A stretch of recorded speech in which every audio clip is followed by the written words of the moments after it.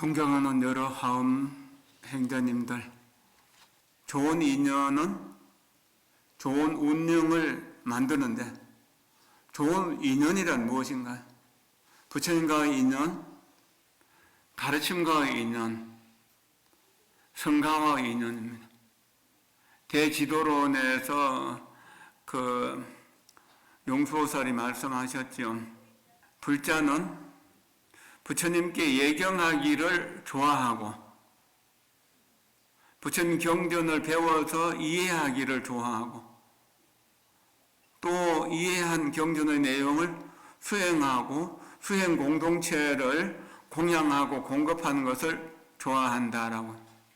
이렇게 화엄경의 가르침, 경전 중에서 가장 원만하고 가장 빨리 깨달음을 얻을 수 있는 원본의 경전인 바로 이 대방강불 화엄경의 인연은 불법성 인연 중에서 가장 소중한 인연이라고 그렇게 이야기해 줄 수 있습니다. 자, 부처님과 우리의 관계를 한번 생각해 봅시다. 화엄, 꽃으로 장엄한 세계, 꽃으로 장엄한 세계를 설명하는 경전, 그래서 화엄경이잖아요. 한없이 넓고 넓은 바다 한가운데 연꽃 한 송이가 피어 있습니다. 엄청나게 큰 연꽃이라 가까이 보니까 연꽃 위에 한 부처님이 계시는데 편하게 앉아 계시죠. 여러분들도 그렇게 앉아 보세요. 이 세상에서 제일 편한 모습으로. 그러면서 연꽃 같은 미소로 사랑 담아 말하기. 연꽃 같은 미소로 사랑 담아 말하기. 연꽃 같은 미소로 사랑 담아 말하기. 이렇게 하면서 내가 연꽃이 앉아있다, 이렇게 생각해도 좋을 것입니다. 화정장엄 세계는 연꽃으로 장엄된 세계이고 우리는 연꽃을 벗어날 수가 없거든요. 그걸 조금 더 설명하겠습니다. 비로자나 부처님이 앉아 계시는 그 비로장해, 비로자나 부처님의 장엄된 바다, 거기에 연꽃을 가만히 지켜보니까 연꽃 잎사귀가 1000개나 되는, 그 1000개마다 전부 서가모니 부처님 한 분씩 계셔요. 비로자나부를 중심으로 해가지고. 그런데 한 서가모니 부처님 세계를 크로즈업 해가지고 보니까 100억 세계가 있는데 그 세계 하나하나마다 한 세계 한 세계마다 서가모니 부처님 서가모니 부처님이 계셔요. 그러니까 서가모니 부처님 수가 얼마입니까? 1천 서가모니 부처님, 100억 서가모니 부처님. 그래서 1100억 서가모니 부처님. 우리 서가모니 부처님을 1100억 화신이라고 하는 이유예요. 그럼 지금 우리에게 법문을 해주셨던 고다마 실달타 그 서가모니 부처님 해상을 관찰해 보니까 그 부처님 해상에 무량한 보살들이 서가모니 부처님에게 법문을 듣고 있더라는 겁니다. 그리고 그 한 보살 한 보살에게마다 미진수, 먼지수만큼 많은 중생들이 그 보살들을 의지해서 서가모니 부처님을 믿고 있다는 겁니다. 그리고 배우고 있고 따라서 행하고 있다는 겁니다. 그럼 미진수 중생의 하나인 우리들, 또 그 우리들을 이끌어 주시는 문수보살, 보현보살, 이런 무량한 보살들, 또 그 보살들을 가르치시는 서가모니 부처님, 서가모니 부처님의 본체가 되시는 비로자나 노사나 부처님, 이분은 둘일까요, 셋일까요? 결국 한 송이 연꽃이니까 하나죠. 그래서 중생은 깨닫지 못한 부처님은 깨달은 중생, 이렇게 이야기해서 중생과 부처가 기본적으로 같다고 하는 겁니다. 자, 조금 다시 다른 각도에 생각해 봅시다. 생명공학을 공부하신 분들은 우리 몸을 이렇게 이제 그 수많은 세포로 이루어졌다고 합니다. 세포가 얼마나 많은가? 1조가 엄청 많죠. 그런데 우리 조단위는 뭐 계산하기가 너무 어렵잖아요. 보통 50조에서 덩치 큰 사람은 100조 이상의 세포가 모여서 우리 몸이 이루어진다고 하면, 그럼 100조 분의 1인 그 작은 세포 하나, 현미경으로 볼 수 있고 우리의 육안으로 볼 수 없는 그 세포 하나마다에 우리의 모든 정보가 들어있다는 겁니다.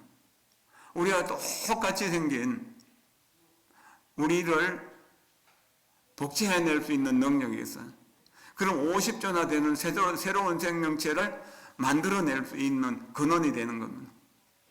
요즘 말로 DNA라고 하죠. 1000년 전에 돌아가신 분이라도 뼈조각 하나만 있으면 그 사람이 살았을 때 남자였는가 여자였는가 몇 살까지 살았는가 부자였는가 가난했는가 누구 집 아들인가 딸인가 하는 것까지도 알 수 있잖아요. 그런 생명체 50조 이상이 모여가지고 100조 이상이 모여가지고 우리 몸이 이루어졌다고 생각하면 우리 몸은 얼마나 귀한 것인가요? 정말로 감당할 수 없이 귀한 것이죠. 그런데 내 생명이 이 세상에 있는 모든 보석을 다 준다면 바꿀 수 있을까요? 바꿀 수 없죠. 생명이 없다면 아무것도 없으니까. 우리가 재미없어하고 힘들어하고 어려워하는, 그렇게 힘들게 살아가는 사람의 생명도 이 우주와 똑같은 가치를 지닌다는 겁니다. 그건 얼마나 귀한 것인가. 그런데 이 귀한 것을 불보살들은 오직 영원에서 영원히 다하도록 남들을 돕기 위해서 사셨어요. 그래서 불보살이 되신 겁니다. 부처님이 되시고 보살이 된 거죠. 그런데 우리 개인의 욕심만 채우려고 그렇게 노력했죠. 그래서 우리는 중생일 수밖에 없는 거고 고통받을 수밖에 없는 거예요. 그런 줄을 알았다면 어떻게 해요? 이제 부처님을 닮아가려고 노력해야죠. 그래서 끝없이 남을 돕는 것을 위해서 부처님이 지혜를 배우고 자비를 배워야 된다는 겁니다. 이 지구라고 하는 지구별 속에서 내 생명의 크기는 얼마나 할까요? 각자 우리의 생명은 얼마나 될까요? 아마 50조 1인 그 작은 세포 하나보다도 더 크다고 말하기 어려울 거예요. 아닐까요? 그럼 지구별은 대단히 큰 것 같잖아요. 이것을 한 생명이라고 해야 되나 여러 생명이라 해야 되나. 지구별은 결국은 하나잖아요. 한 생명이죠. 그런데 우주 속에서, 우주 법계 속에서 이 지구별은 얼마나 할까요? 우주 속에서 지구별은 작은 세포일 수밖에 없는 거예요. 그렇게 해서 중중무진으로 끊임없이 펼쳐져 나간다는 겁니다. 그러나 아까 꽃을 설명한 것처럼 서가모니 부처님, 노사나 부처님 계신 그 연꽃과 우리가 앉아있는 그 연꽃의 기둥이 앉아있다 하더라도 그건 다르지 않다는 이야기입니다. 아침에 빛에 대해서 이야기했잖아요. 그 연꽃에 빛이 비칠 때 연꽃 전체가 하나의 빛이 덩어리가 된다는 겁니다. 그리고 그것은 보석처럼 찬란하게 무한한 가치를 지니게 된다는 겁니다. 앞에도 꽂히고 뒤에도 꽂히고 위에도 꽂히고 밑에도 꽂히고 동서남북 어디에도 전부 꽂힌 세계인 겁니다. 도반들 보십시오. 이 우주를 다 준다고 하더라도 바꿀 수 없는, 이 세계에서 가장 귀한 돈들을 다 준다고 하더라도 바꿀 수 없는 그런 가치를 지닌 분들이 옆에 앉아 있잖아요. 이 자리가 얼마나 귀한 자리입니까?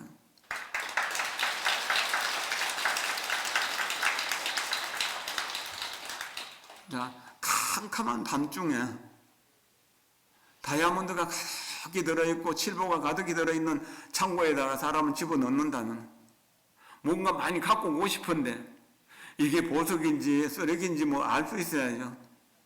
기껏 해갖고 뭐 가져온 것이 아무짝에도 쓸모없는 돌멩이 몇 개 갖고 나오는 그런 사람들도 있어요. 근데 눈을 번쩍 뜨면은, 불을 환하게 켜면은 찬란한 모습을 내 힘껏 담아 갖고 올 수 있다는 겁니다. 우리가 공부를 해야 되는 이유, 마음의 눈을 떠야 되는 이유, 깨달아야 되는 이유가 그런 겁니다. 그럼 깨달음의 눈으로 볼 때 우리 모두가 똑같이 부처님이라는, 그게 똑같이 귀한 꽃이고 똑같이 귀한 강령이라는, 향기이고 꽃구름이라고 하는 거죠. 이런 입장을 생각하면은 우리는 결코 나 혼자 독립된 존재가 아닌 거죠. 아침에도 이야기를 했지만 우리 조상들이 우리 속에 있고, 우리 자손들이 우리 속에 있고, 우리 이웃들이 우리 속에 다 들어있는 겁니다.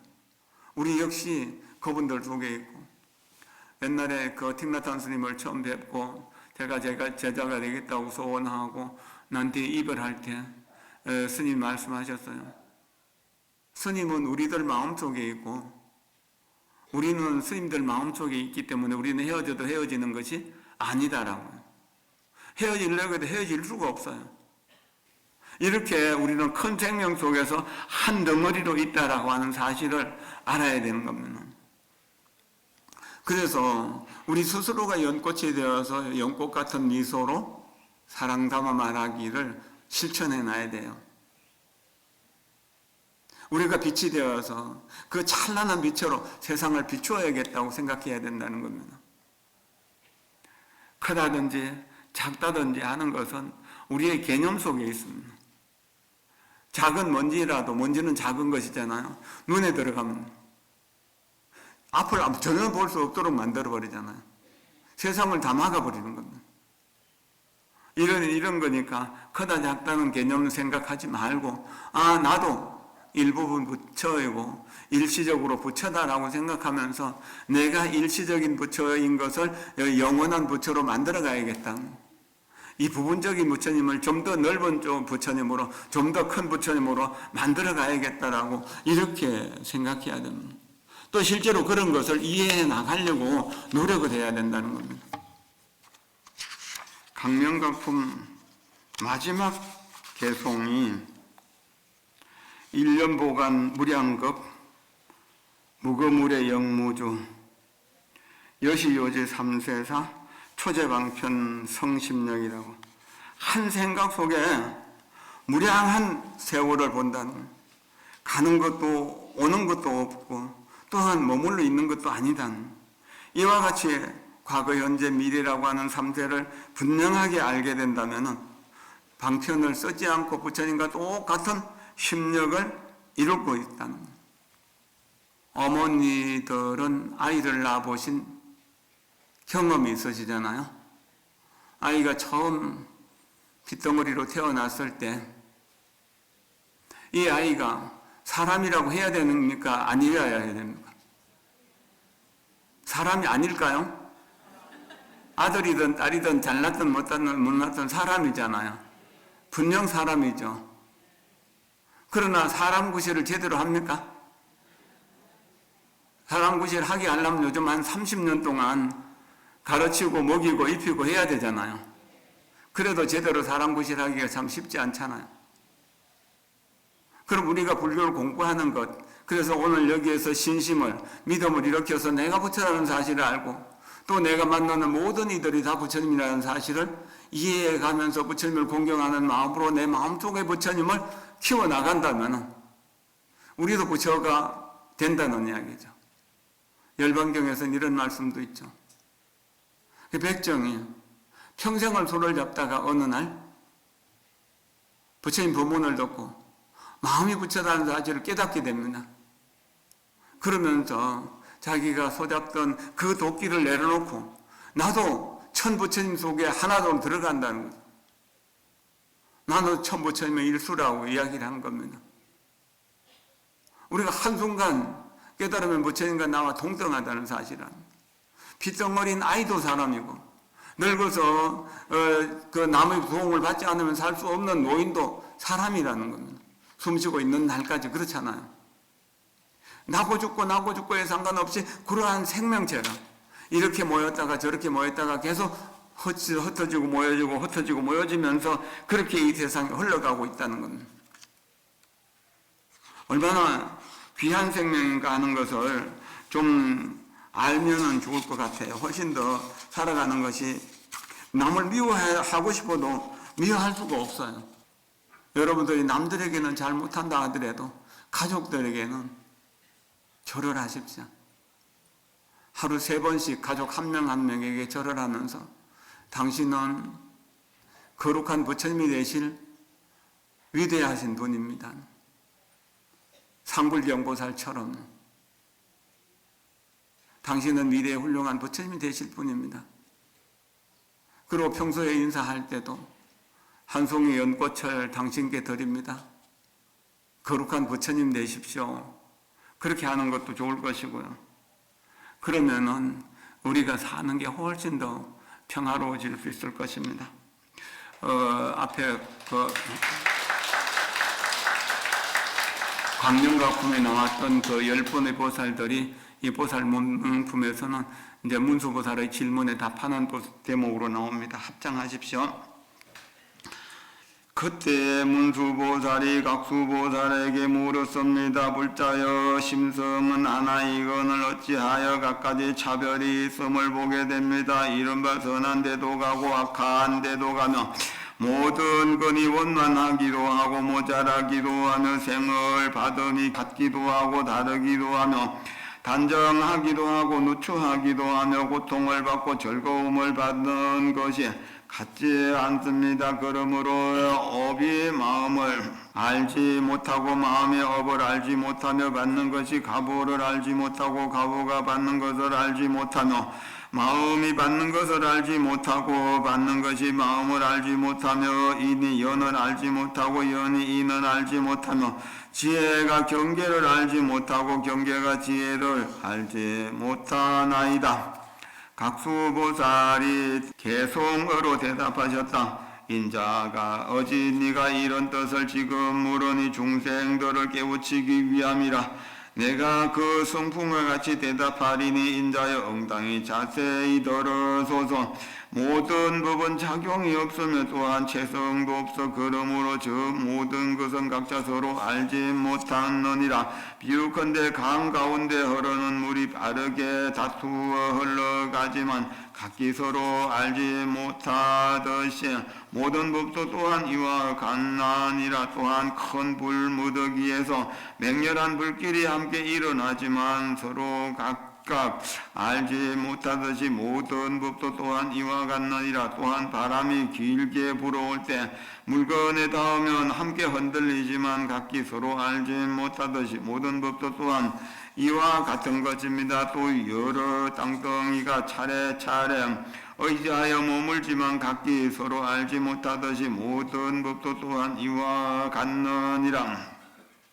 눈, 귀, 코, 혀, 몸과 마음, 뜻과 모든 정의 근이 이런 것이 항상 유전하지만 유전하는 주체가 없느니라. 법성은 본래 생이 없으나 생을 나타내 보이나니 이 가운데 나타내는 이도 없고 나타나는 사물도 없느니라. 눈, 귀, 코, 혀, 몸과 마음, 뜻과 모든 정의 근이 모두 공하여 자성이 없지만 망심으로 분별하여 있게 되느니라. 이치대로 관찰해 보면 모두가 다 자성이 없으니 법인은 두사이함이라. 이렇게 보는 것이 바로 범인이라. 진실과 진실하지 아니함과 허망과 허망하지 아니함과 세간과 출세간이 다만 거짓으로 나타난 것이니라. 나무아미 타불. 법성계에서 불수자성 수연성이라고 하는 거 있죠? 자성을 지키지 않고 인연 따라서 모든 것이 변한다는 겁니다. 땅에다가 밭에다가 금년에는 감자를 심어야겠다 싶어갖고 감자를 심으면 감자가 나고 그 다음에 옆에 이제 콩을 심어야 되겠다 싶어서 콩을 심으면 콩이 나잖아요. 그 땅이 내가 콩을 심으니까 콩을 키우겠다고 알고 키우되니까요? 그런 거 없죠. 밭을 키워야겠다고 생각하고 밭을 키우는 것이 아니에요. 이것은 잡초니까 키우지 말아야지 하는 생각이 없고 이건 약초니까 키워야지 하는 그런 생각이 없어요. 우리 모든 존재가 그렇게 체성이 없는 궁극의 자리, 본성, 진여, 자성, 본체, 여여부동, 진실, 모든 이야기를 다 동원한다 하더라도 그것을 진실로 설명할 수는 없어요. 분명 나라고 할 것을 찾아보면 없는데 또 나는 말도 하고 듣기도 하고 보기도 하고 모든 것을 이루어내거든. 그래서 여럿이 함께 공동체를 만들기도 하고 또한 공동체를 부수고 또 다른 공동체를 만들기도 하고 거의 자성이 없는 겁니다. 어떤 것도. 여기는 해마다 콩을 심었으니까 이건 콩밭이라고 하지만 얼마 지나고 나면 주인이 바뀔 수도 있고 또 바뀌면은 거기다가 난 옥수수가 좋으니까 옥수수 심을 거야. 이렇게 해서 옥수수 심을 수도 있는. 그럼 옥수수밭이 되는 거라. 실제로 그 흙이, 그 땅이 옥수수가 난 옥수수를 키울 거야. 콩을 키울 거야 하는 이런 생각이 없거든요. 다만 씨앗을 심었고 물기가 있고 또한 이렇게 이제 그 따뜻한 기운이 있기 때문에 그런 기운이 있기 때문에 거기 자라날 뿐이거든요. 우리는 내가 이런 계획을 세우고 이렇게 노력을 해갖고 이렇게 이룬다는 생각을 하잖아요. 그런데 생각대로 되던가요? 내 생각대로 안 되는 거죠. 자성이 없는데 억지로 거기다 자성을 붙이기 때문에 그런 거예요. 그럼 어떻게 해야 되나요? 콩을 계속 심으면 콩밭이 되는 것처럼 화엄경을 계속 심으면 우리 마음의 밭이 화엄경이 되는 거죠. 화엄경에서 나는 연꽃을 심어야지 하면서 날마다 연꽃에 대해서 연구하고 연꽃을 마음속에 심어 나가고 내가 만나는 모든 사람들이 연꽃이라고 생각하면서 그래서 연꽃을 가꾸듯이 사람들을 대한다면 그리고 부처님을 모시듯이 사람들을 대한다면 저 사람은 그러면 살아있는 부처님 같으신 분이네. 그런 이야기를 듣게 되는 거거든. 불수자성 수연성. 자성을 지키지 않고 지킬 만한 자성이 없다는 이야기죠. 그리고 모든 것을 이루어낸다는 겁니다. 자성이 고정 넓은에서 나는 정말로 점잖고 훌륭하고 좋은 사람이야. 그렇게 이야기한다 하더라도 누가 옆에서 계속 공격해오고 해치면은 화를 내기도 하고 짜증을 내기도 하고 도망을 가기도 하거든요. 고정불면된 건 없어요. 다이아몬드도 오랜 세월 동안 흑연이 쌓여가지고 결국 다이아몬드가 되는 거거든요. 여러 가지 인연을 모여갖고 되는 것이니까 내가 이루고 싶어하는 무언가를 정한다면 그것이 이루어질 수 있도록 계속 인연을 만들어가면 된다는 겁니다. 담배, 술 이런 것들은 마약과 똑같거든. 중독성이 강하거든요. 그런데 우리가 탐욕이나 분노도 그렇게 중독성이 강한 겁니다. 화를 안 내면 화를 낼 이유가 없어지는 겁니다. 남들이 다 화를 내는 곳이라도 화를 안 내게 되는 거예요. 업에 따라서 우리의 삶이 결정되는 것이거든요. 화에 대해서 이야기를 좀 더 하겠습니다. 미쳐서 얼어버릴 정도로 정말로 하늘이 무너지고 땅이 꺼지고 억장이 무너지고 모든 것을 다 때려부수고 싶은 그런 화가 날 때도 우리들의 마음은 여전히 이해할 수 있고 사랑할 수 있고 자비롭게 대할 수 있는 능력이 있다는 겁니다. 우리는 화보다 훨씬 나은 존재라는, 우리는 분노를 이겨낼 수 있는 능력이 본래 우리 자성 속에 갖춰져 있다는 거죠. 그리고 내가 잘했더라도 나를 화나게 한 그 사람에게 먼저 합장하고 잘못했습니다, 미안합니다라고 그렇게 이야기할 수 있으면 되는 거거든요.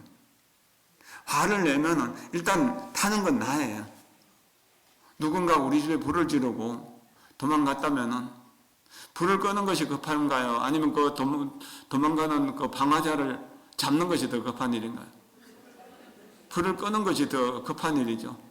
그래 누가 나를 비난하고 욕하고 헐뜯으면 어때요? 불 지르는 사람이잖아요. 그 사람 잡는 거, 그 사람에게 보복하는 게 중요한 거 아니잖아요. 내 마음을 다스리는 게 중요하다는 겁니다. 언제나 호흡을 관찰하면서 발걸음을 관찰하면서 마음에는 평화, 얼굴에는 미소, 지금 여기가 극락정토다, 지금 여기가 화엄 세계다, 지금 여기가 화장 차례다라고 그렇게 호흡하다 보면 그 사람을 이해하게 되고 그 사람을 용서하게 되고 그 사람을 사랑하게 되는 겁니다.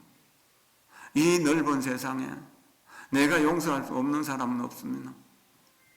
이 넓은 세상에 내가 사랑할 수 없는 사람은 없습니다. 이 넓은 세상에 내가 신뢰할 수 없는 사람은 없습니다. 다 신뢰할 수 있고 다 용서할 수 있고 다 사랑할 수 있는 사람이에요. 왜 그런가요? 모든 사람의 눈물은 짜고 모든 사람의 피는 붉기 때문에 똑같다는 겁니다. 나쁜 인연에 얽혀있기 때문에 나를 미워했다 하더라도 그 인연을 좋은 쪽으로 바꾸면 사랑하는 사람이 될 수 있는 것이거든요. 미워하던 사람이, 화나게 하는 사람이 한 번 보고 다시 안 볼 사람이든가요? 아니면 안 보면 안 되는 사람이든가요? 안 보면 안 되는 사람이 대부분이잖아요. 그렇다면은 화를 내면 그 다음에 볼 때 기분이 좋던가요? 화가 풀려도 섭섭한 마음도 있고 미안한 마음도 있고 그래서 마음이 불안하잖아요. 그러니까 이제 불이 타오르기 전에 빨리빨리 꺼버려야 돼요. 그리고 당신 때문에 내가 참 많이 힘들어요. 당신 나를 이렇게 힘든 나를 이해해 줬으면 좋겠어요. 나도 당신을 이해하려고 노력하고 있어요. 이렇게 대화할 수 있어야 된다는 겁니다. 각수보살의 답이 나왔습니다. 두 번째 또 보겠습니다. 합장하십시오. 그때 문수 사리보살이 채수보살에게 물었습니다. 불자여 일체 중생이 아니라면 어찌하여 여래께서 그 때를 따르고 그 목숨을 따르고 그 몸을 따르고 그 행을 따르고 그 이해를 따르고 그 언론을 따르며 그 마음의 좋아함을 따르고 그 방편을 따르고 그 생각함을 따르고 그 관참을 따라서 이와 같은 모든 중생 가운데 그 몸을 나타내어 좋아하고 조복합니까? 그때 채수보살이 개송으로 대답하였습니다. 이것은 정멸을 좋아하면서 많이 듣는 이들의 경계라. 내가 인자를 위해 말하니 인자시여 문수보살이시여 엉땅히 들어소서. 분별하여 이 몸을 관찰하건대 이 가운데 무엇이 나라 하리요. 만일 능히 이와 같이 이해한다면 그는 나 있고 없음을 통달하리라. 몸은 거짓으로 되어 있고 머무는 곳도 처소가 없으니 이 몸을 참으로 아는 이는 여기에 집착하지 않으리라. 이 몸을 관찰해서 모든 것을 다 밝게 보면 법이 다 허망함을 알고 분별하는 마음을 일으키지 아니하리라. 수명은 무엇을 인하여 생겼으며 또 무엇을 인하여 없어지는가. 마치 불을 돌리는 바퀴와 같느니라. 처음과 끝을 알지 못하느니라. 지혜로운 이는 일체가 무상하며 모든 법이 공하여 무아임을 관찰하고 일체의 형상을 영원히 떠나느니라. 온갖 과보가 업을 따라 생기는 것이 꿈과 같아서 진실하지 않으며 순간순간에 항상 소멸하여 앞과 같이 뒤도 역시 그러하니라.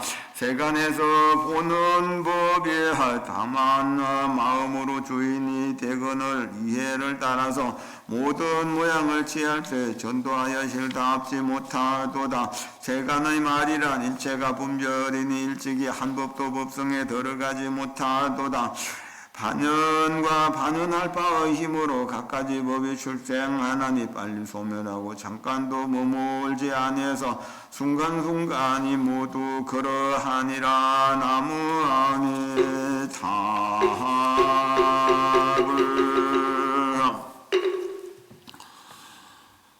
처음부터 세상의 이치를 다 아는 사람이 있을까요? 없죠. 오늘 들어도 잊어버리고 내일 들어도 잊어버리고 모레 들어도 잊어버렸지만 10번 듣고 100번 듣고 1000번 듣다 보면 알게 되죠.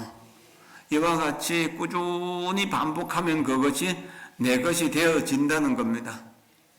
아이를 키울 때 아이가 이렇게 누워있다는 아이가 엎드리는 것만 봐도 엄청 신비롭죠. 그럼 아이가 엎드릴 때 몇 번이나 노력해서 엎드릴까요? 많이 노력해야 되겠죠. 그 아이가 다시 엎드렸다가 홀로 배밀이를 해갖고 밀고 다니다가 그 다음 어쩌니까 손을 이렇게 들고 팔굽으로 기기도 하고 나중에 또 무릎을 세우기도 하는 게 다 신기비롭잖아요. 그러니까 얼마나 노력을 할까요? 얼마나 실패를 많이 할까요? 그러다가 무엇을 잡고 일어서려고 하죠. 일어설 때 얼마나 신비롭습니까? 또 걸음을 떼놓을 때 얼마나 신비롭습니까? 그럴 때 몇 번이나 넘어져야 제대로 걸을 수 있을까요? 엄마라고 하는 말을 엄마가 아이에게 몇 번 이야기해 줄 때 아이가 엄마라고 말합니까? 한 번 가르쳐 주면 알던가요? 안 되겠죠. 예. 우리의 그 교화도 그렇습니다. 내가 무엇을 알고 싶어 할 때 그것을 100번, 1000번, 10,000번 마음을 기울여 갖고 하다 보면 어느 날 내가 알려고 하지 않아도 알게 된다는 겁니다. 아이가 일어설 때 1000번, 10,000번 넘어지더라도 넘어진 거 생각하지 않는 겁니다. 그냥 일어나는 겁니다. 우리는 어릴 때 그런 경험들을 다 가지고 있어요. 내가 정말로 알아야 되는 거, 정말로 해야 되는 것이 있다면 밤잠 안 자고 하게 되는 거거든요. 그럼 정말 밤잠 안 자고 해야 될 일이 무엇인가? 내가 내 자신을 아는 것. 내가 나 자신을 알 때 내 주변에 있는 모든 존재가 남아 같다는 사실을 알게 되는 겁니다. 내가 여기서 이야기하는 것이 온 우주를 움직이는 힘이 될 수 있다는 겁니다. 만약에 악한 마음을 냈다면 이 세상에 악한 기운을 퍼뜨리는 것이 되는 것이고, 선한 마음을 냈다면 선한 기운을 퍼뜨리는 게 되는 겁니다. 끊임없이 내가 가장 바람직한 그것을 뭘까? 부처님이 보시고 좋아하실 일. 하루 종일 아침부터 저녁까지 하루를 살아온 나를 저녁에 가만히 앉아서 생각해 보세요. 부처님이 좋아하실 일을 내가 얼마나 했는가? 부처님이 한의하는 일, 찬탄하는 일, 칭찬하는 일을 얼마나 했는가? 부처님에게 칭찬받을 수 있는 그런 일을 하려고 노력해야 됩니다. 그러다 보면은 자연스럽게 모든 일들이 순조롭게 이루어져요. 그게 이제 좋은 인연을 만드는 것이고, 그러면은 막 도저히 우리 힘으로는 해결 안 되는 일이 어느 날 스스로 풀려 있음을 알게 되는 겁니다. 부처님이 항상 보고 계시고, 부처님이 항상 지켜주고 계시고, 부처님이 항상 알고 계신다고 생각하면은 부처님이 좋아할 일은 할 수 있지만 부처님이 싫어할 일을 하기가 어려워집니다. 그렇게 되니까 내가 원하는 일은 부처님이 원하는 일과 똑같아지는 거죠. 그러니까 부처님이 도와주는 거죠. 만약에 이런 거 생각해 보세요. 여러분들이 아들 키우고 딸 키울 때 부모가 생각하는 것과 자식이 생각하는 것이 똑같으면 한 마음이 돼갖고 이루기가 쉽겠죠. 그 가문이 빛나고 그 가문이 영광스럽게 될 수 있는 거잖아요. 근데 아들은 부모를 어기고 부모는 자식을 어긴다면 어떻게 될까요? 그 집안이 잘 될 리는 없는 거잖아요. 잘 될 수가 없는 거잖아요. 그래서 항상 모두가 다 한 몸이고 한 마음이라고 하는 것을 생각하면서 그렇게 노력해 나가도록 해야 되고, 또 내가 영원하지 못하다는 사실을 항상 생각해야 됩니다. 보배의 왕인 보수보살의 법문을 듣도록 합니다. 합장하십시오. 그때 문수보살이 보수보살에게 물었습니다. 불자여 일체 중생이 평등하게 사대가 있어되 아도 없고 아소도 없거늘 어찌하여 괴로움을 받고 즐거움을 받으며 단정하고 누추하며 안으로 좋아하고 밖으로 좋아하며 적게 받고 많이 받으며 혹은 현생의 보를 받고 혹은 후생의 보를 받습니까? 그러나 법계 가운데 아름다운 것도 없고 약한 것도 없나이다. 보수보살이 개송으로 대답하였습니다. 그들의 행한 업을 따라서 이와 같은 가보가 생기지만 짓는 이가 없도다. 모든 부처님이 말씀하신 바로 다 비유하건대 깨끗하고 밝은 거울이 그 앞에 상대할 사물을 따라서 나타나는 형상이 각기 다르듯이 업의 성품도 또한 이와 같습니다. 또한 밭에 심을 종자가 각각 서로 알지 못하나 자연인왕이 출생하듯이 없듯이 어버이 성품도 또한 그와 같습니다. 또 재주 있는 요술쟁이가 저 내거리에서 온갖 모양을 나타내 보이듯이 어버이 성품도 또한 이와 같습니다. 마치 기관으로 만든 허수아비가 갖가지 소리를 능히 내지만 그것은 나와 나 아님이 없듯이 어버이 성품도 또한 그와 같습니다. 또한 온갖 새들이 모두 아래서 나왔으나 그 소리들이 각기 다르듯이 어버이 성품도 또한 이와 같습니다. 또 비유하건대 태 속에서 여러 건이 이루어지지만 그 형체는 오는 곳이 없듯이 어버이 성품도 또한 그와 같습니다. 또 저 지옥의 갖가지 고통스러운 일이 온 곳이 없듯이 어버이 성품도 또한 이와 같습니다. 비유하건대 전륜왕이 아름다운 칠보를 가지지만 그곳을 찾지 못하듯이 어버이 성품도 또한 그와 같습니다. 모든 세계가 큰 불 속에 다 타버리지만 그 불은 온 곳이 없듯이 어버이 성품도 또한 그와 같습니다. 나무 아미 답을. 자, 거울을 하루에 몇 번씩 보십니까? 거울 많이 보시죠? 거울에다가 자기가 사랑하는 사람, 자기가 좋아하는 사진을 딱 붙여놓고요. 거울을 보면 어떨까요? 아마도 그 사람만 보이지 내 얼굴은 안 보일 거예요. 그렇죠?